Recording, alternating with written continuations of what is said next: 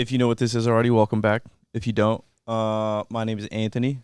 I wrote a book, and I am just reading it to you. You know what? I'll go ahead and say it. I think the most common excuse that I get in terms of people not reading this book, even like people close to me, they're just like, "Oh, I'm not much of a reader. I don't really have time. I'm always working or going or whatever." Or like people don't know how to like sit still or whatever, which I totally understand for the most part, but I also do enjoy reading a whole bunch, but I know that's not realistic, at least currently, for people to read as much as I do. So the goal is to just read you the entire book and then talk about it. We are on chapters, I think 7 and 8 would be the proper math. We will just get right into it. Much appreciated to everyone that's here. This chapter is called Juicy Fruit.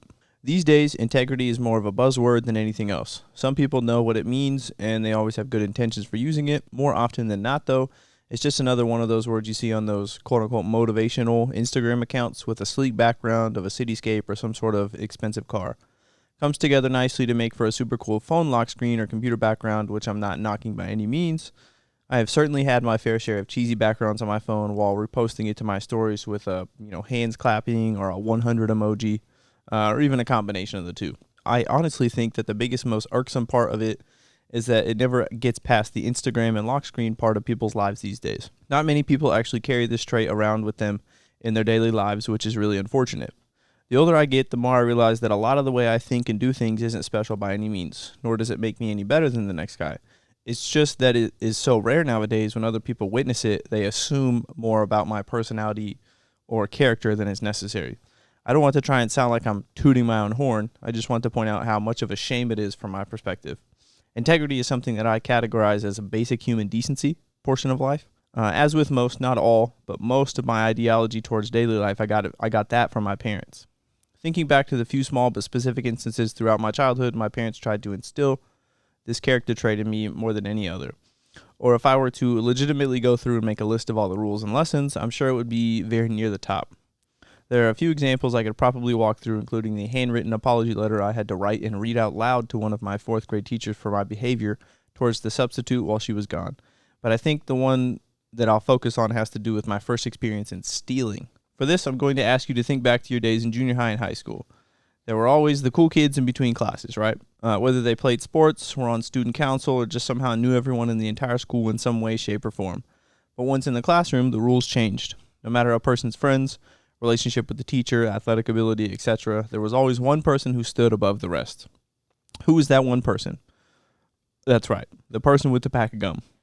Anyone who has ever made the mistake of opening a pack of gum in the view of the entire class knows what happens next. It doesn't matter who you were before you brought out the pack of gum. After people witnessed you in the possession of a freshly opened pack, you held all the power. The star athlete, the prettiest girl in school, the so rich it doesn't even make sense kid, the quiet kid in the corner, or the class clown. All of them were instantly your new best friend if they could just snag a single piece from your new pack themselves. From there, it was up to you on what you wanted to do. You wanted to make everyone happy, but you certainly didn't have enough to share with the entire class. So it was either choose your favorites or make everyone upset. Basically, a lose-lose situation. Except for one person in particular. My best friend throughout all of junior high and high school was Riley Showalter. Especially throughout junior high because we had almost every single class together somehow, 5 out of 6 classes to be exact. And then once school let out, we would be both headed straight to the field house for football practice. Once we got to know each other better, I realized this kid was basically who and whatever he wanted to be and nothing he didn't want to be. Anything he set his mind to, consider it done. Accomplished, achieved, whatever. Along those same lines was his ability to blatantly just say no. Riley was that kid who always had a pack of gum. But the thing with Riley was he knew that the gum was his and it was completely up to him what he did with it. So no matter what class he was in, who was around, etc., he was never afraid to whip out a fresh pack. He didn't care who asked and who didn't, because if you weren't his friend or someone he considered worth giving a piece to, you can bet all your lunch money that you weren't going to get one. He had no problem saying no when people asked him for a piece.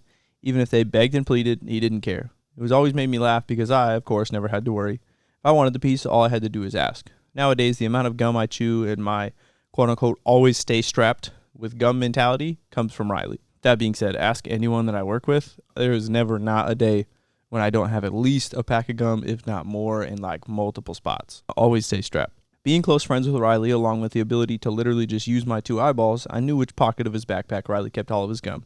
He never had any of the fancy kind, but he was always fully stocked on those 5-piece packs of Juicy Fruit, Big Red, and Winter Fresh. Let's be honest, gum for the most part is just that, gum.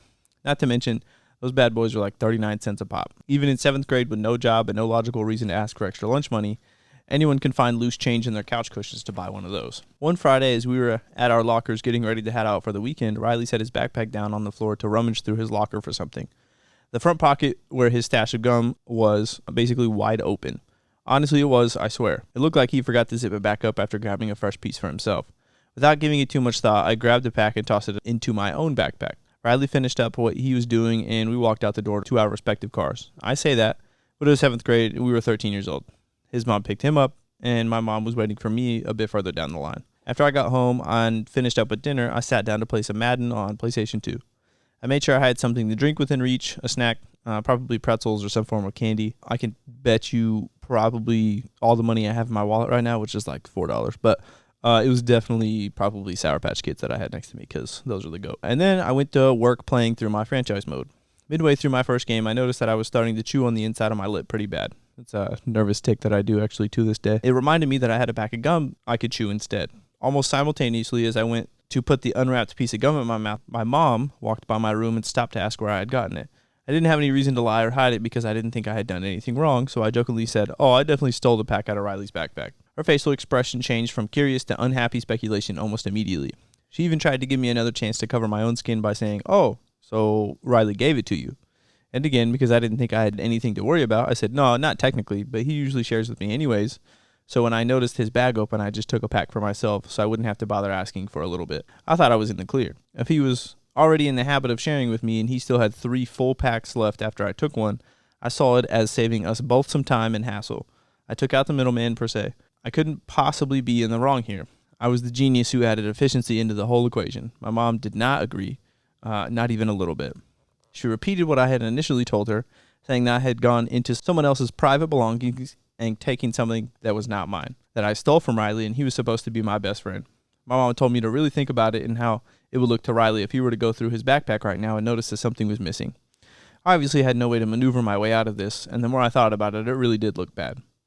There was still a small part of me that couldn't get over the fact that I was getting grilled for taking some cheap gum out of my friend's backpack. So I tried to plead my case and mention that it only cost 39 cents a pack and he had plenty more without the one I was currently holding. That only made the situation worse. My mom told me that it didn't matter what I had stolen or who I had stolen from. She and my dad raised us kids to be better than that, and she was not about to let this slide. The reason for her being so serious about the situation, she told me, was because if she were to let it go this time, what would happen the next time my fingers got sticky? Would I be able to resist the temptation, or would I just go for it again and hope my mom wouldn't let me off the hook, or even better, wouldn't catch me red-handed like she had this time? Not to mention, what if a pack of gum was just the beginning? What if I gradually snowballed into becoming a common thief, just stealing people's valuables, cars, clothes, wallets, etc.? Once she started bringing all of that up, I tried to shake my head and say that it wasn't like that and I would never do something like that. But of course, she had me backed into a corner at that point. There was no way for her to know whether that was the truth or not. She told me that I was not allowed to play video games until I gave the gun back to Riley. Keep in mind that this was a Friday evening, so I would be waiting until at least Monday morning to see him at school again. My whole weekend was ruined. Back before I got into reading on a regular basis, I played hours of video games. 8, 10, maybe even 12 hours of video games sometimes, whether it was Madden, Call of Duty, it was bad, very bad. So not being able to do it for a whole weekend back before I had a job or anything like sports-wise to do was pure torture. My mom told me that I was to give the gun back to Riley, tell him exactly what happened, what I did, and apologize to him in person. I knew talking to Riley probably wouldn't be a big deal because we were such good friends in the first place, but I was worried what would happen after. We had been friends for a while and we always had each other's backs, so I didn't want that to change over something as silly as some juicy fruit gum. I had no way of knowing for sure, so I just had to wait it out. Back then, we both had cell phones, but limited texting was still a thing, so we had to be careful not to go over the limit or the phone company would charge our parents extra.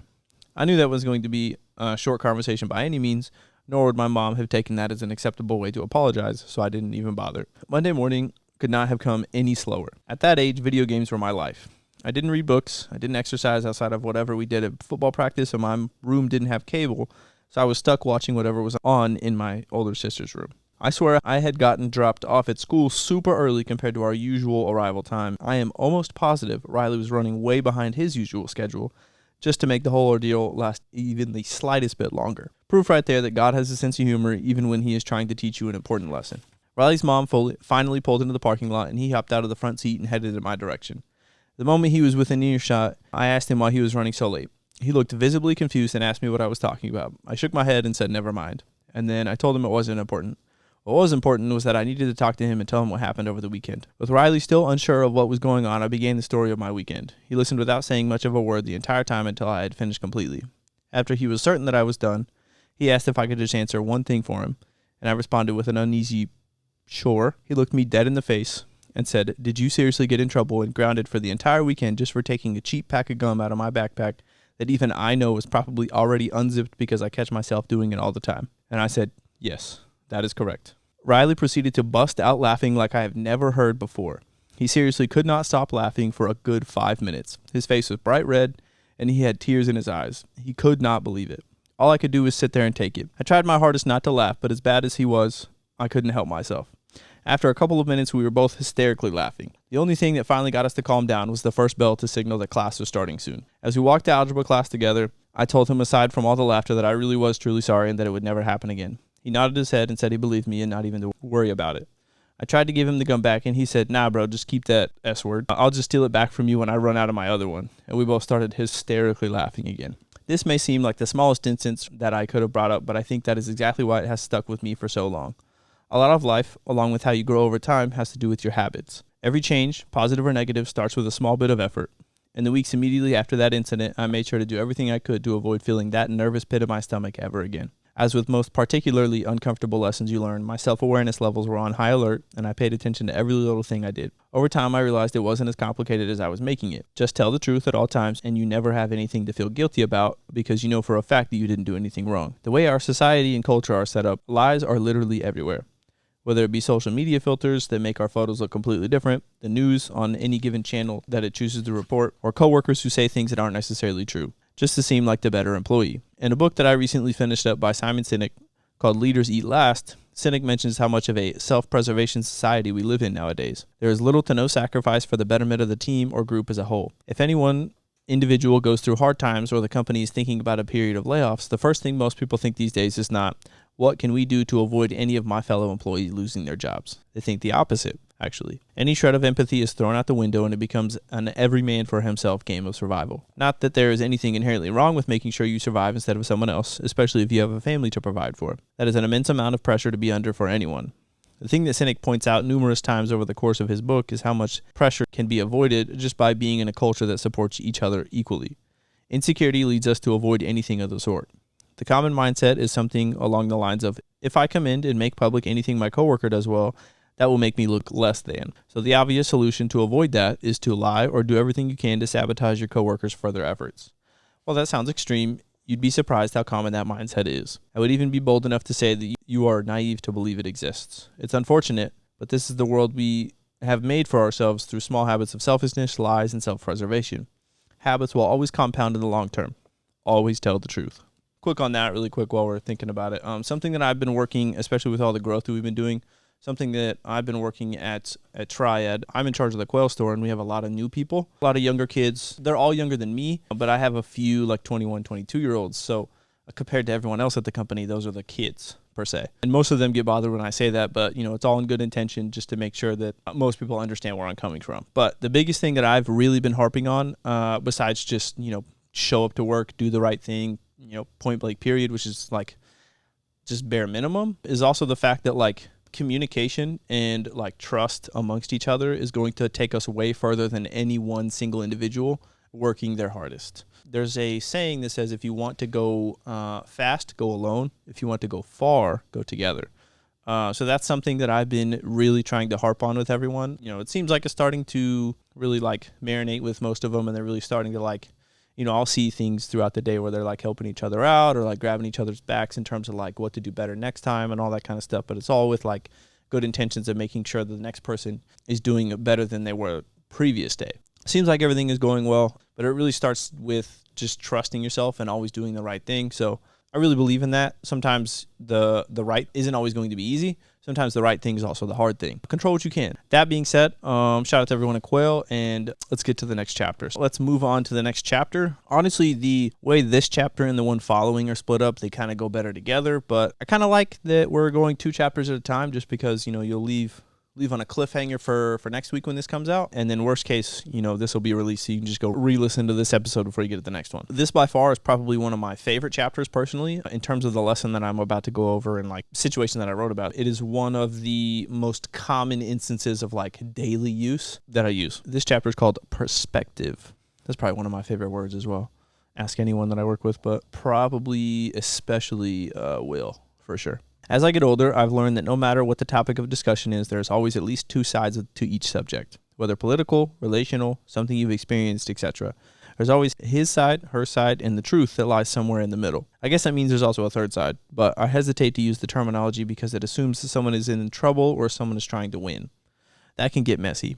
Just don't immediately respond after you hear something. Take a moment to digest it, really think about it, and process it. As I've mentioned before, we'll bring up later, depending on the final order of these chapters, I am a double college dropout. I tried twice and quit twice. I wouldn't necessarily say I'm proud of myself for quitting, but I am certainly proud of myself for not following a path that I knew in my heart wasn't for me. While I was making my way through my first attempt, I remember one specific class I had with a certain professor. Dr. Marcus Smith was my favorite professor in college, and the class he taught was American government. The history of, lack thereof, voting statistics, etc. But in my opinion, most importantly, how to think for yourself. The beginning of the class was like any other new class. You go around, introduce yourself to Dr. Smith and the rest of the class, and then he would ask what we did outside of school, if we worked anywhere, and if so, were there any sort of teacher discounts that were available to him. This part made me and a few others laugh because 3 students, myself included, worked at 3 separate Chick-fil-A restaurants, and when he asked about discounts, every single one of us said no. Everyone was in shock and disbelief that Chick-fil-A, of all places, didn't offer any discounts. As employees, we barely got free food for working a longer shift. The discounts for other people were pretty much out of the question. Towards the end of the semester was our big debate/courtroom assignment that Dr. Smith had hyped up all semester. The assignment was essentially a mock trial, and we were all to be on one side, being the defendant or the plaintiff. How he chose everyone for each side of each issue admittedly caught me off guard, but looking back at it was rather smart. That's where it all started for me. As most of you know, there are 4 big things and a lot of political ideas/discussions to deal with. Those 4 being gun control, abortion, gay marriage, and the death penalty. Instead of starting a class-wide, potentially riot-inducing discussion over any of these 4 topics, he gave us a slip of paper with 4 simple questions and asked us to circle yes or no. No further discussions were allowed beyond that. After he gathered all of our slips of paper back up, he reviewed them over the weekend and placed us on our teams the following Monday. Thinking back at it, because this part isn't in the book, not only was that genius, he also let us, as a class, marinate, because I'm pretty sure that class was Monday, Wednesday, Friday. So Friday morning at 11 a.m., we all just walked out of the class not knowing what to expect, and we had to wait until Monday at, I think 9:30 to figure out what was going on. Completely bonkers. Anyways, based on our answers, we were all placed on the opposite side of what we believed. For my specific portion, I was responsible for arguing that the death penalty should be legal across the United States and why. As a class, most of the initial reactions were a bit disgruntled, myself included, if I'm going to be totally honest, but that's why it is important. How on earth was I supposed to argue for something I deliberately circled no on? Someone else actually spoke up and asked why he put him on the wrong team. Dr. Smith smirked and then began explaining that in order to fully understand anything of such importance and complexity, you'd need to see it from both sides. Most people just believe one side for selfish or uneducated reasons and never actually research why they disagree so much with the opposite side. So he was now going to grade us on how well we became and defended the opposing side based on our answers from the week before. I was to become someone who fully and wholeheartedly supported the death penalty without hesitation or retraction. I had to back it up with concrete reasoning and not just because, like most people say for many of their beliefs. After class that day, I was still trying to process what I could possibly gain from defending something like the death penalty. I began to rationalize with myself that I was going to have such an easy time because there was no way that I would find all that much information on why it should be legal in Oklahoma, let alone in the other 49 states. I told myself it would be tricky because I didn't want to slack off and have my final grade display my lack of enthusiasm for the assignment. I told myself that I would have to at least try to find some logical reasoning behind their side, which, looking back at now, wasn't the most difficult thing in the world. Reason being, it seems like most reasoning for being against it, outside of anything faith or religion related, is virtually non-existent. And if I take my own emotions out of it, a lot of the defense for it seems pretty legit. What's the first thing you do when your child or pet does something wrong? You most likely utilize some sort of verbal warning, right? You explain that whatever instance just occurred is unacceptable and they should not repeat said offense. Afterward, if it happens again, you enforce some sort of disciplinary action. The discipline is to add a layer of deterrence to it happening again. And in the event that it does occur again, you now have a proper response set in place that will hopefully teach them the lesson you're trying to instill in them. Same thing goes for criminals. Obviously, there are levels to this type of thing. You don't immediately go to the death penalty when someone gets caught selling weed on the corner. Not to mention, weed and how our current justice system handles weed is a whole other conversation. Usually based on how much they have on them, along with the surface level charge of intent to distribute, jail time is amongst the first options as punishment. The death penalty for stuff like that would be way over the line in anyone's book. You just have to set rules in place to secure an orderly and safe society as a whole. Back to the death penalty research I was tasked for class. The easiest way that I told myself to go about it was to think, what would I do to defend my current opinion? And then search for the opposite of that. Look for the pros of it instead of the cons. After that, simply find the right rabbit hole to go down, and almost immediately I had everything I needed with one Google search result. To be totally honest, Dr. Smith class was one of the only classes I ever took seriously in college before I made the final decision to drop out. I enjoyed the level of dedication he had for each class as well as the amount of tenacity and dedication he demanded from his students. It was far from the easiest class I ever had, but it wasn't really all that hard either. It was one of the first occurrences of no-nonsense, tolerated mentality I can really remember and appreciate.